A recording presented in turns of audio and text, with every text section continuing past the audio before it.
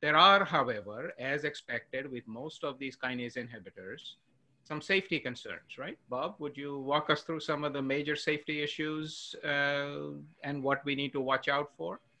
Absolutely. I'd first like to mention, I mean, just thinking about the waterfall plot from this particular trial, you mentioned the RECIST response rate was 38%, was it? 38%. But nearly everybody had some degree of tumor shrinking. There was practically no one who had tumor growth on drugs, so that was quite striking, I'd have to say. So, and that speaks to even with smaller degrees of shrinking that people can have symptomatic improvement as well. But it did come at a price. Yes, there was some toxicity with the drug.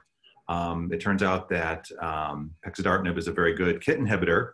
So KIT is involved in pigmentation, so people have their hair turn white, or at least lighter tone, as can their skin tone as well, and that can be disconcerting for a number of people.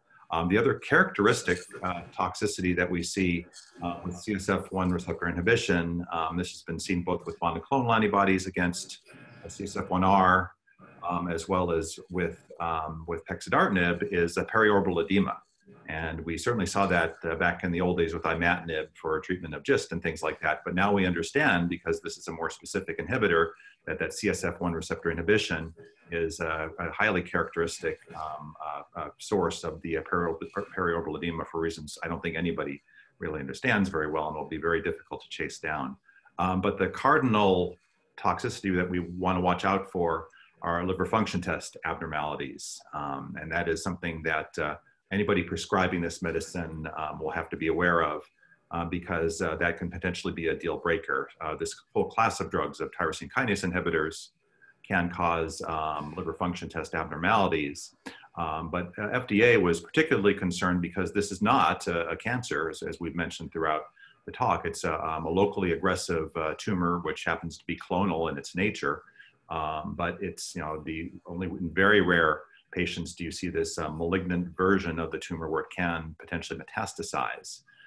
So as a result, the bar for safety is different. So we have to be very careful about watching for things like transaminitis, elevation of the LFTs in these patients. And it's something that can be mitigated by stopping the medication for a little while and then restarting it, or dose reductions as well, depending on the recurrence of it. Because of the nature of the diagnosis and so forth, there is a REMS program that everybody has to sign up for that prescribes this medication.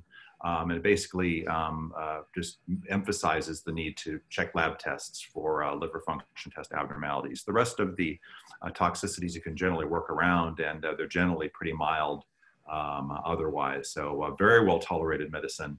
One that people can take for a very long period of time with those caveats about some of the more serious toxicity.